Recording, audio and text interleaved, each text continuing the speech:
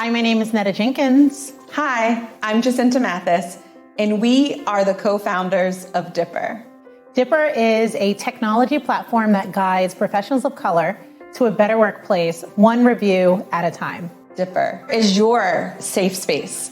It is the time for you to share your voice with a community that you are a part of. Visit us and join today at ourdipper.com. Welcome. Welcome to the virtual launch of ourdipper.com. You requested that we continue these events, so we have added to our lineup. So join us every Tuesday until the end of June to participate in our Shut Up and Listen themed events. Each event will feature top DEI thought leaders to discuss engaging topics impacting workplace culture. Now, this is a perfect opportunity to share more about Dipper, a tech platform for all people of color, Black, Brown, Asian, and Indigenous professionals of all levels, including C-suite, to rate and review their workplaces. Members have profiles and can access the inside scoop on which companies to join and stay away from. And members can also engage with other members on Dipper's newsfeed. So, today, our topic is how to support the Asian community. And let me start by introducing our guests, LinkedIn influencers, Jerry and Carissa. Welcome, Jerry and Carissa. Hi, thanks for having us. Hi, how are you all? So, I have to brag all about you, Jerry. So I'll start off with you first. And then Jacinta will brag all about Carissa. So Jerry Won is a storyteller, speaker, brand builder, and community leader. He is the founder and CEO of Just Like Media, an Asian American storytelling company whose podcast brands include Dear Asian Americans, check out his background, MB Asians, and The Janchi Show, an Asian podcast network, and have partnered with McDonald's, U.S. Census 2020, and the U.S. Department of Health and Human Services. Jacinta, on to you to brag about Carissa. Great, thanks so much, Netta. And yes, we also have Carissa Begonia. I hope I didn't butcher your last name again. I've been saying it over and over again in my head. Carissa works with professionals of Black, Indigenous descent, also people of color, and white allies who are aspiring coaches, consultants, creative, or online service-based professionals and have the audacity to follow their dreams. She is a business and life design coach at theconsciousexchange.com, and we'll share all the websites and info with our followers so that they can follow each of you. Of course. Again, thank you all for coming today. I'd love to start by learning more about your journey. So this question is for both of you. Can you start by sharing your story and what led you to anti-racism work? And we can start off with Carissa. Yeah. So I think my most formal role in DEI work started at Zappos when I became the head of DEI. What that really looked like first, though, was it started a women's group. I had spent maybe, 10, 12 plus years in more of the operational side of a lot of retail, like big retailers. And so could climb my way up the corporate ladder, did what I needed to do to do that, right? And those challenges that come with that. But basically started first a women's group because I had, gotten my seat at the table. I was the youngest. I was the person of color in the room. I was the female in the room. I was newer to the company relatively. And, I gave myself a pat on the back. I was like, good job.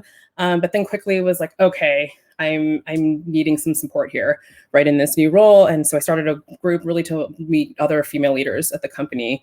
And I was doing that work for about a year and a half and realized, I kind of want to move into more of this work because I was doing that at the same time with my normal job. And I was like, I want to move into this. And so I had pitched to start a diversity, equity, inclusion office formally at the company. And they gave it to me. And I was like, amazing. And then I was like, immediate imposter syndrome because I'm like, what am I doing, right? And I had gone back into take some grad classes and such, and really start to develop my work here. And really had discovered more of a story around when I was 9. And it was my real first experience with racism. And like from there had understood that I had been doing similar work, like, my entire life, and had been affected by that one incident as a child, and multiple ones along the way. And so I think that was the biggest learning I had in that role, was my own cultural identity discovery, and understanding, what I might have been like. I had distanced myself for a long time. I'm Filipina, I'm first generation Filipino American, and had distanced myself from my identity for a long time because of that incident, right? And unpacking all of that is really what brought me to more of the work today. And one of the things that I'm really proud of, was because of that work, is starting ARISE, which stands for Asian American Racialized Identity and Social Empowerment. And it's a group, specific community specifically for the Asians, APIs, to learn about our Asian American history, learn how to emotionally process what's going on currently even, and then even with some somatic healing. And that holistic program is something I'm really proud of. We were just featured in Time magazine. So that was just, I think, a big, proud moment for me and my team, and this journey of, at one point distancing to now completely claiming and owning this, and helping other API folks also claim their identity. Yeah. Oh my gosh, that's incredible. Thank you so much for sharing your story, and congratulations Thank you. On your success. Jerry, would love to hear from you. Yeah, I think I have a very not a typical ending, but a very typical beginning of, being an immigrant myself and being the children of immigrants, where particularly for Asian folks, it was just study as hard as you can, go to the best school, get the best job, and somehow you'll be successful in America, which I now I'm starting to learn that even though my parents, or many of our parents, didn't have the language, it was try to be as white as you can, and try to blend in, and try to be, earn your way, study your way into acceptance and status in an American society, without necessarily talking about what it meant to be Korean, what it meant to be Asian, in this sense. And I just think overall it's unfortunate that, our parents, as well intentioned as they were not properly equipped to have that discussion, nor had the vocabulary or the experience to talk about these things, because it worked back home and it was supposed to work. And I think we looked at people for whom it worked, or it seemed to have worked, where they went to the right schools and had the right jobs, without necessarily talking about holistically, well, are they happy? Are they fulfilled? Are they feeling safe? And just said, well, they went to XYZ school, they work at ABC company, look where they live, don't you want to be just as successful? And so for the first 15 years of my professional career, I did that. I had a successful career in sales and marketing, went to graduate school, got my MBA, went into consulting. And on paper, I had all these things that people would find envious, or would have would say these were, markers of success. And it just sort of came, as a result of unfortunate incidents that I've experienced myself, being discriminated and being targeted, and being even, a victim of racism directly in the workplace. I just sat back and said, well, what the hell do I want to leave for my kids? Like, is this why I have to leave home every day? And at the time, I was traveling for work almost full time. And so, what justifies me jumping on a plane, not seeing my kids for half the week? And it wasn't to make very, very wealthy companies a lot more money. There seemed to have been something a little bit greater to that. And so I also think a lot of us were taught to separate, do work and then do the DEI stuff, right? Do work, but be great at your job, and then do the +1, do the extracurricular stuff. Yeah. And then the question was, what if the other thing became the main thing? Does that work? And so a gap that I saw in the marketplace, as we know all do, as many people do, is storytelling, right? How can we dream? How can we envision ourselves doing things if we don't know stories of other people who look like us, who share our similar beginnings? And so for me, there was a huge gap in the Asian American storytelling space, because I didn't have it when I was growing up. And so I don't want my kids to not have it either. And so, it wasn't easy. Obviously, COVID was an interesting time to start a media business. But I think for all the negative parts of it, I think it was very great for us. And, now I get to do this. I get to talk about our experiences, and not just singularly the Asian American experience, but how the Asian American experience fits into the greater narrative of, diversity, equity, and inclusion in the workplace and beyond. Yeah. Wow. Hold on, Jerry. Pause for a second. Pause for a second. You really had to do that to us, huh? You had to drop all of those gems along the way. Thank you so much. And I want to point to something that one of our viewers just said. She said, yes, this is why a lot of immigrant families like mine didn't enforce speaking other languages in the house. They wanted us to fit in. And that's so true. I even think about my experience. My family's from Africa, and the same thing, go to a great school, get all the degrees in the world, but be a certain way, wear your hair a certain way. And so even the way in which our own families embrace, perpetuated these things it's traumatic, right? When we think about it. So thank you so much for sharing that.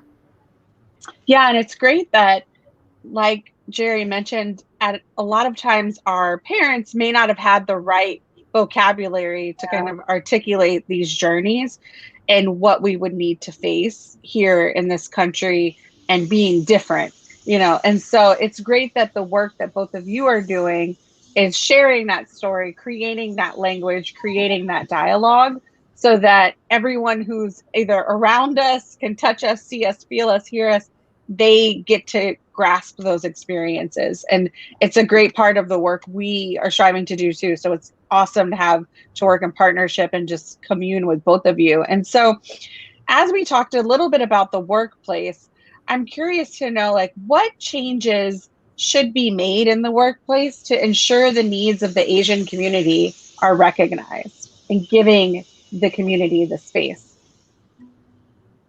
I think either one of you can go first. I think one of the things that workplaces can do is to deliberately invest in how do we get to a more actual and nuanced description and viewpoint of the Asian American community. And so one of the things that we suffer from collectively is about a minority myth, where by and large, they will look at, East Asian and South Asian folks, particularly with, particular jobs or skills, and they say, okay, they're all fine. They're all educated.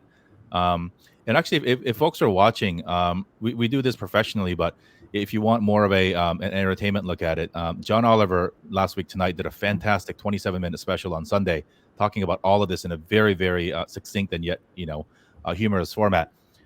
Different groups of Asians are here for a reason, based on American foreign policy and American immigration policy.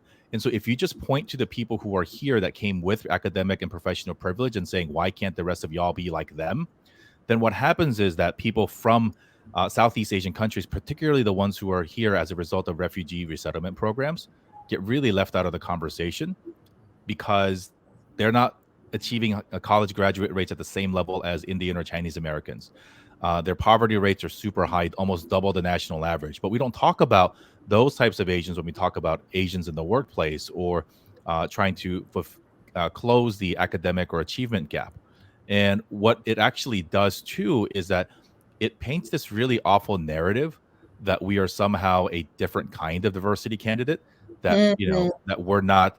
So a lot of companies have changed their term nuancedly, if that's the word, in the last few years, from diversity recruiting to recruiting for underrepresented minorities.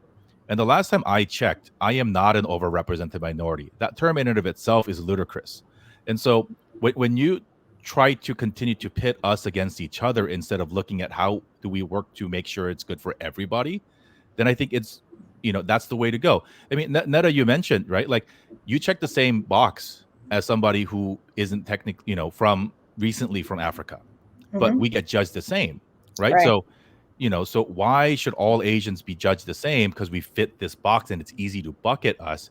So, disaggregation of data, really looking at, data to tell us where to go. So for Number Geeks, McKinsey and Lean In just released a study where they looked at advancement from entry level to senior leadership at 317 North American companies. And the biggest disparity is for Southeast Asian men. They suffer a negative 80% change in share from entry level to upper management. But when we think about who needs the most help bridging that gap, it's not Southeast Asian men, right? Because media and companies have told us what diversity means. But it maybe, it's not weighted with the percentage of people that are represented. So perhaps from a gross number perspective, it's not that high. But what are we doing to close that gap? Is that a priority at most companies? It's not, because they say we have plenty of Asian folks. Well, they're lower and middle level programmers and finance and analyst types. We don't see them at the top. And so, we can only get there by at least introducing the conversation with, indisputable, at least, objective data, I think is a big first step. Thank you. Love to hear from you, Carissa. Yeah, I think similarly, talking about the model minority myth, the cousin, if you will, of that is the bamboo ceiling that, Margaret Chin, who wrote the book Stuck, kind of talks about as well. And I think as I'm kind of working with some of my own clients too, and my Asian clients who are talking about how do I speak up in the workplace, and there's this kind of some of us culturally, subscribing, maybe internalizing that model minority myth of saying, hey, you know what, just keep my head down, right? Like I was told to, if I just work hard, I will achieve, if I go to a good school, I'll get a good job, and just all this meritocracy kind of based like ideas. And we all know that that's not true fully, at least, right? And but I have a lot of my folks that I speak to say, I'm afraid to speak up, and I've been told to respect my elders or respect the authority and such. And so when we kind of look at, what is leadership material, Western definitions of that: bold, outgoing, outspoken, daring, risk-taking, right? And you don't see a lot of Asians do personify or embody those characteristics because maybe we're told not to, right? Yeah. There's a discrepancy of what leadership could look like, and maybe why we also are not ourselves asking for those promotions, asking for the raise, asking to, for the seat at the table and such. And so that's a lot of the things I'm coaching for folks around, of being able to ask, but also honoring, there is an element of that respect that we do have for again, not necessarily authority, but all elders, right? And so there's some cultural differences that I think, as we're looking at, say, white managers and such, are looking at who's ready to climb, for that promotion and that raise, to kind of expand your bias, frankly, on what, again, is leadership material, and why people might not be speaking up, or might not be being as aggressive as you expect or want them to be. So. Right. Wow. Y'all are giving it to us today. Yeah, I'll add one more thing on Carissa's point. I think when it comes to organizations using different rubrics and guidelines to measure two major things: whether somebody deserves a place in your position, so through recruiting, and through the promotion cycle, right? Whether people deserve to get promoted. Ask yourselves, what anchor are you using certain metrics, right? So in corporate America, we talk about executive presence a lot, right? We talk about assertiveness. We talk about, voicing yourself, having confidence. Those are very white dude anchored things, because the rest of us were not raised that way. And so not quite judging a fish how to, by its ability to climb a tree, but are you making sure that the people that you are judging or that people you are critiquing are even, properly equipped? And are you doing your part to make sure that they can bridge that gap? Right. So, the audacity to think that you belong in a space, like Carissa mentioned, title-based seniority, right? The way that we talk to each other, the way that you're supposed to speak up. Those are things that are conditioned in us, in our culture, even to certain parts of American culture. So, if you are going to judge everybody against the same way, how are we going to do that? Is my big question. Yeah. Yeah. No, I hear you all on that point specifically, because we see that happen and play out oftentimes within the workplace, right? And I think a lot of people, the big question is, when is it going to shift? When is this going to change? Or what does it take? And I guess my next question would be, what does it take for us to kind of see this shift, for people to stop judging in that manner, and really begin to create that change that is needed, especially within the workplace? What I am working on a lot with folks is awareness. So my background also is now in emotional intelligence. I went to study that as my coaching kind of work. And the biggest thing to learn from that is awareness, self-awareness, but also awareness of others, right? And again, as I'm starting to speak to my coaching clients about, what is it that you want? What is it that you're good at? Like, why are we afraid to speak up? Say, where's that coming from? That's all about like really understanding your own story. I think when we're asking to be confident in something, confidence comes with conviction. And then conviction really comes also from like a knowing, like it's a deep knowing, right? But like, so many folks don't have that deep knowing. Like even I went, I don't know, 20 or so years without knowing why I might be interested in diversity and inclusion work, I saw it throughout my career, but only formally later, but it was happening for years, right? But I didn't own that, or I didn't, and I was embarrassed, or like I had imposter syndrome because I didn't think I had a whole like 10 years actually of this work informally, right? And so I think understanding your stories is really important to me, and as I develop folks, again, and being able to speak up, but also in terms of allies, right? It's the same thing. It's not just about learning or unlearning, like again, some of your biases, like or learning about the cultural nuances of Asian Americans, right? But it's also knowing your stories as well. And so if we all understood ourselves better, that's also a starting point for us to say, hey, you know what? There might be a different lived reality on the other side of the table if someone's talking to me. And so what I'm pushing a lot of folks to do, I think we're very quick to say, what are the systemic changes we need to make? And of course, systemic racism is real, right? I'm not saying to not look at systems level analysis of this, right? I'm also saying that we skip over the individual and emotional part. It's quick, it's tangible, let's go to the systems, and we're forgetting like, okay, what's the human side of this? How have we been impacted, and what are we feeling even? And American culture is very like, don't talk about feelings, right? Like that's not something we talk about at home, in the workplace. It's certainly Asians if I'd stoke our Asian parents didn't talk about that in the home, right? But owning that, understanding that, and we all talk a lot about vulnerability, right? And be able to claim, like understand and name these emotions so that we can then move forward from there. Right. And so again, that work is not just for APIs, that's for allies alike. That's for all of us to understand what is going on for ourselves. How can we get comfortable or like used to this discomfort, right? And stay in the discomfort so that we can actually make changes going forward, right? If we're not going to have the dialogue because we're afraid to be comfortable with our feelings, we're afraid to then sit in that discomfort, then nothing's going to move forward. So we're going to keep doing this more performative systems level stuff and wonder why it's not working. Exactly. Yeah. Jerry, I'd love to hear your take on this. I think in America and in many other cultures, we like to believe that there's actual true objective meritocracy.